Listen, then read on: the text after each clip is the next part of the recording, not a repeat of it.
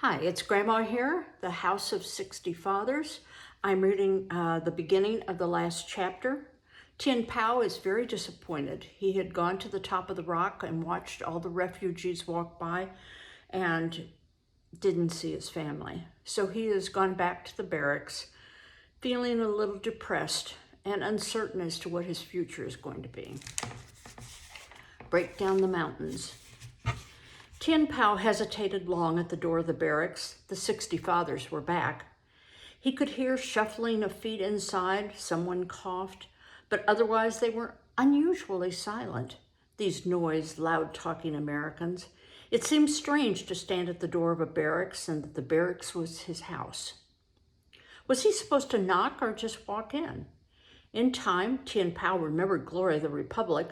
The little pig had to go into the barrel. He could not be in the house.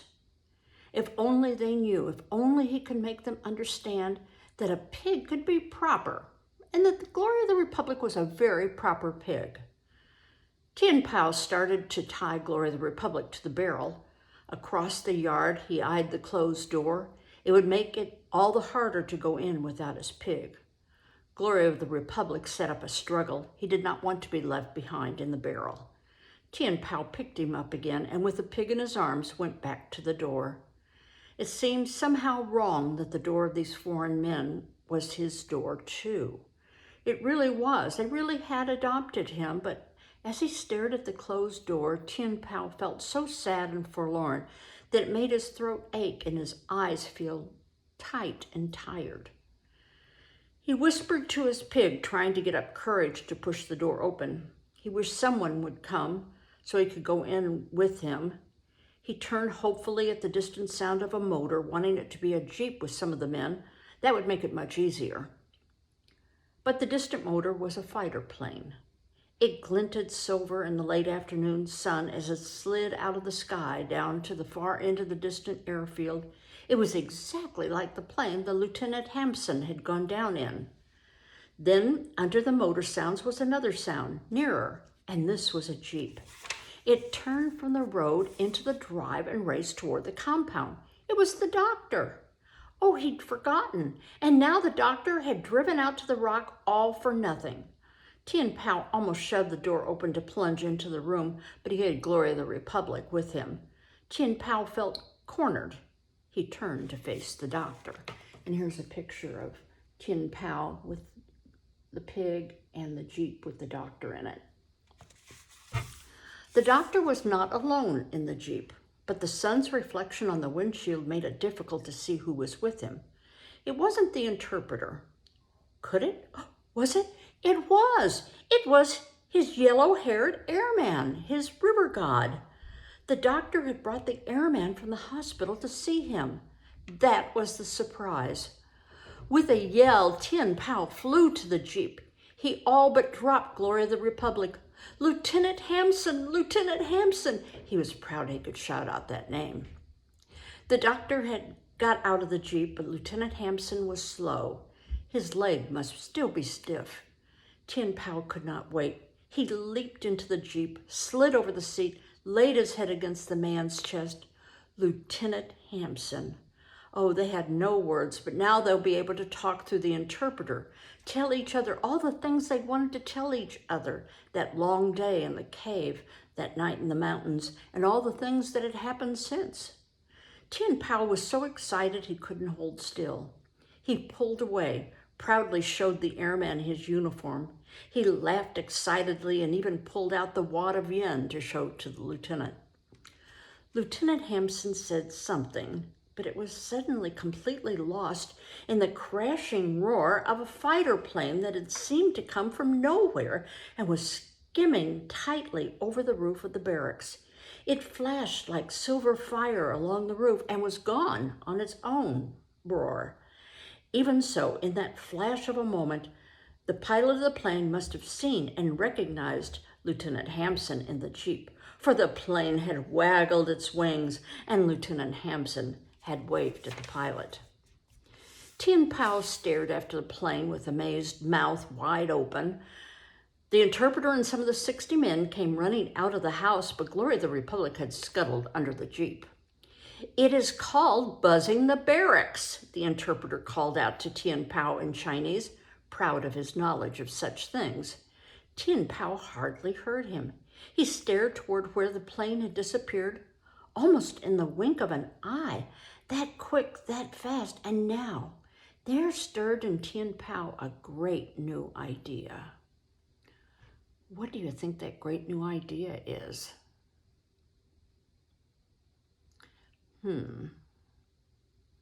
Maybe he has plans for Lieutenant Hamsun. Like maybe just the two of them. Maybe the 60 fathers is too much for him, and maybe just the two of them can go to a barrack of their own. We'll find out. He laid an urgent hand on Lieutenant Hamsun's arm, totally forgetting that the man couldn't understand him. He talked earnestly, rapidly, his words tumbling over each other because of the great hope and the great thought that had come to him out of the roaring swiftness of the silver plane that had scraped over the house and had been gone before its sound was gone. Lieutenant Hamsun listened as intensely as Tien Pao talked. Without taking his eyes from Tien Pao's face, he motioned to the interpreter to come close. "It is this," Tien Pao began, all over without interrupting the flood of words. "It is the hope the swift plane gave me, and if it should fail, then I will gladly be the adopted son of 60 men, for they are like fathers to me, and the good doctor too. But if the train was swift, the plane is 100 times faster. As I watched from the rock, the last stragglers passed from Henyang, and now there will be no more, for I was told the Japanese have all of Henyang and are coming on. But those who passed in the night and those who passed the whole day while I lay sleeping on the rock are still walking somewhere, and a plane in all its swiftness could overtake them in moments. Oh, I'm asking much, I know, but it's my father and my mother and my little sister. Could then the Lieutenant Hamsun take me in a plane down the railroad track until we come to such a point that the refugees have not yet reached? Then I would know. Isn't there still enough daylight left, even after the sun sets, that if my father and mother were not on the railroad track, couldn't the plane still follow the other roads from Henyang? Tien Pao was out of breath and aghast at his own desperate boldness to make such an enormous request. All the men were standing around. "It's not that I'm ungrateful," he mumbled, though the interpreter was busy translating what he'd said. Then, overcome by the enormity of what he had said, he stared stony-faced at the floor of the Jeep, while the interpreter's strange words, that were his words, went on and on. The words flew between Lieutenant Hamsun and the doctor standing beside the Jeep. Tien Pao did not dare look up. Oh, he wasn't ungrateful. He was almost bursting with gratitude and with happiness at seeing Lieutenant Hamsun again. But the plane had come over, and the thoughts had come, and the hope. The interpreter must have seen Tien Pao's face turn colors as the two men argued, for he said in a low voice, "The Lieutenant Hamsun wants to do just what you said right now. But the doctor won't let him because of his hurt leg, even though the doctor agrees that it ought to be done. He wants someone else to do it, but the lieutenant won't hear of it. He insists he's the one to do it since you so greatly helped him." The interpreter chuckled. Now he's telling the doctor he'll stay in his old hospital an extra month if he'll just let him do this one thing. "And my 60 fathers?" Tien Pao whispered urgently. "Oh, you haven't lost faith with them either," the interpreter assured him. "They are all for it because they are all for you. But just doubtful that Lieutenant Hamsun should do it. Don't be ashamed. They understand. Master Sergeant Wilson just said it to you. He said, 'You're all right, Tien Pao,' and that means much in the language of the Americans." Tien Pao quickly glanced at the sergeant, and Sergeant Wilson winked at him and nodded.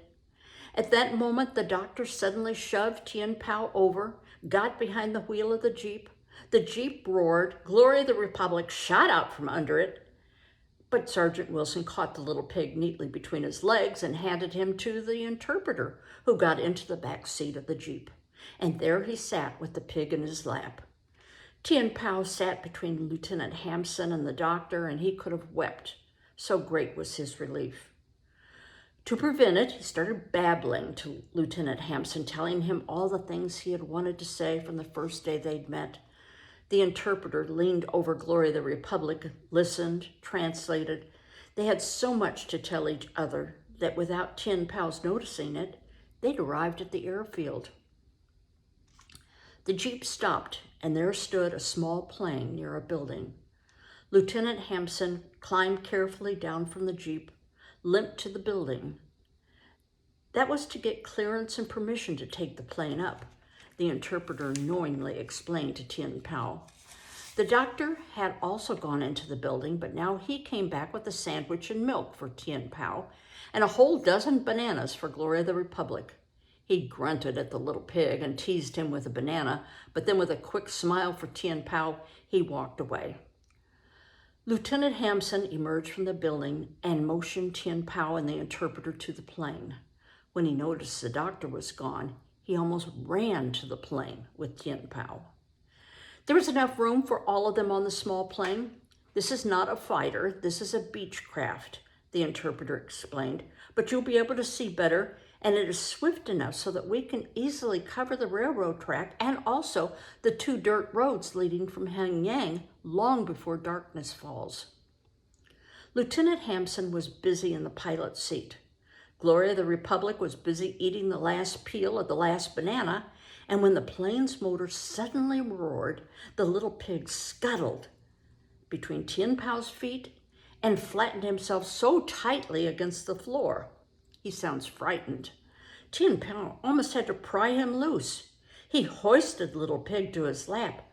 By that time, the plane was already running like a possessed thing across a flat field. Then Tien Pao held Glory of the Republic up to the window. The little pig got a wild look in his eyes and shrank back when he saw the speed at which a building, standing trucks, and a mountainside rushed by.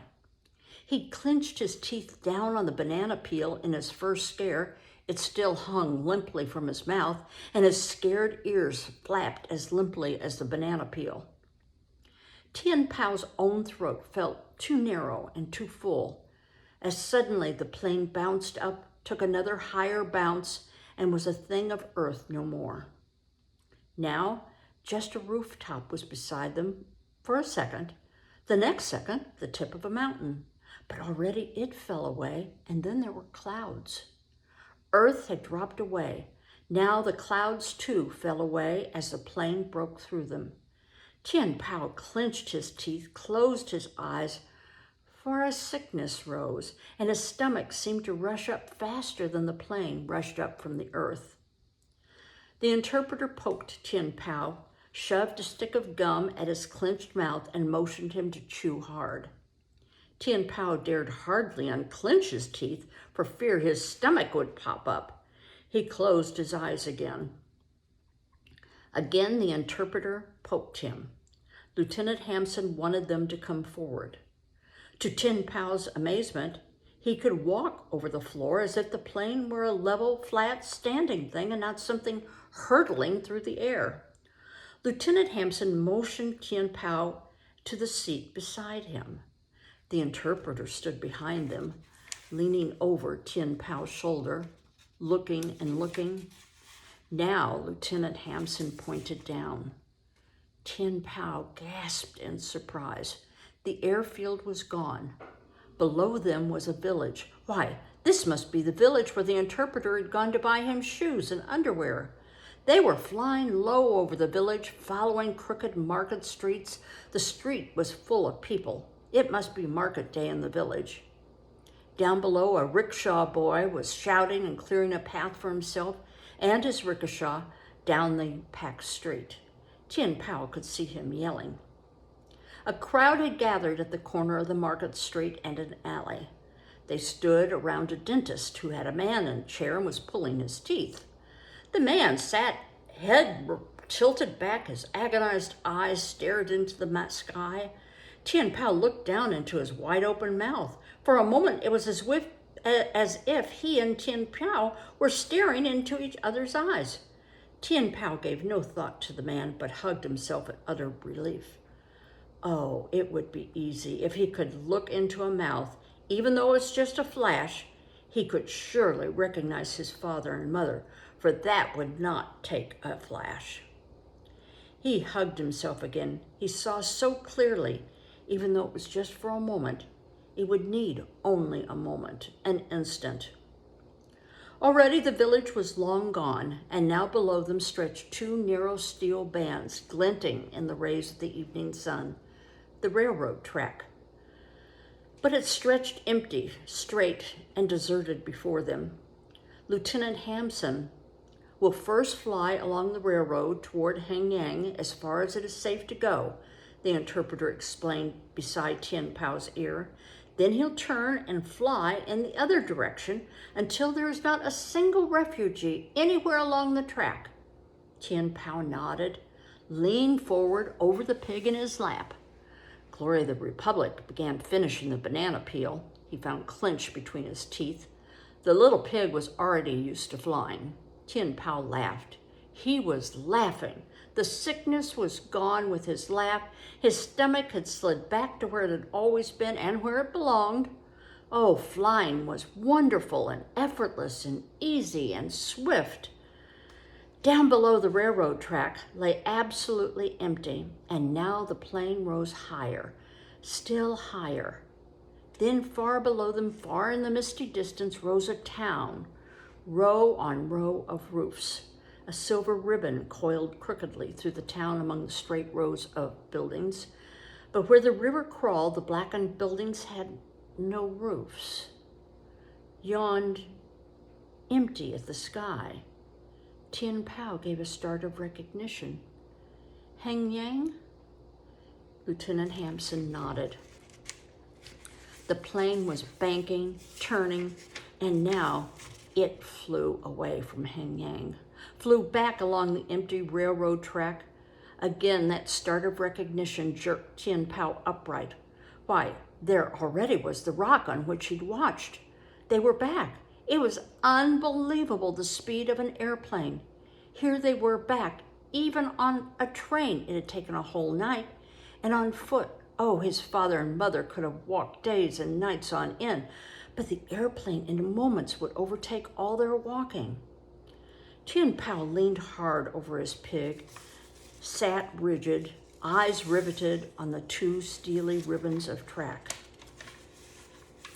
He mustn't miss them. It needed but a moment, but he mustn't look away for a moment. He mustn't miss a single person down there on the track. Now the plane started from its height, and the train rose and neared. Here people plodded down below, and the plane leveled off and swept over them. Here again were the strung-out stragglers. Again, the start of recognition came over Tien Pao. There was the little family, the last ones, the man he'd talked to, walking on ahead with long strides. He looked up at the plane. But the old toothless man was nowhere. He must be eating and resting in some village. But the low airplane snarling and sweeping down at them threw the people on the tracks into panic. Some looked up in terror. Some just ducked their heads and plodded on. But others threw themselves flat, face down. Some even bolted to the roadside ditch and threw themselves into it. And Tien Pao understood, for these people knew only that planes rained death. The only way that he had known planes until the last 2 days. Could we please fly higher, he urged the interpreter. I'm sure that I will know my father and mother in a flash of a second from almost any height. Lieutenant Hamsun understood, for already he was flying high enough so that the people down below hardly looked up. They just trudged on under their loads. The plane flew on. Sometimes the coiled spring start of recognition jerked Tien Pao forward as some little family group appeared below them. Each time the two men would turn their heads and look at him, but each time Tien Pao had to shake his head. He wanted it too much, too hard. He must stop fooling himself. They weren't there. They weren't among the endless stream of refugees along the railroad track. The plane had passed them all. It still swept on, but now the railroad lay empty. Still, Lieutenant Hamsun raced on. Tien Pao laid his hand on his arm and shook his head. They are not on the track. Well, we're going to pause there at the bottom of page 175 in my book. Remember, they said there were also 2 dirt paths that people could take. So we can't give up hope. We have to keep hoping that Tien Pao is going to find his family, or at least he's going to find contentment with his 60 fathers. Bye-bye, until next time.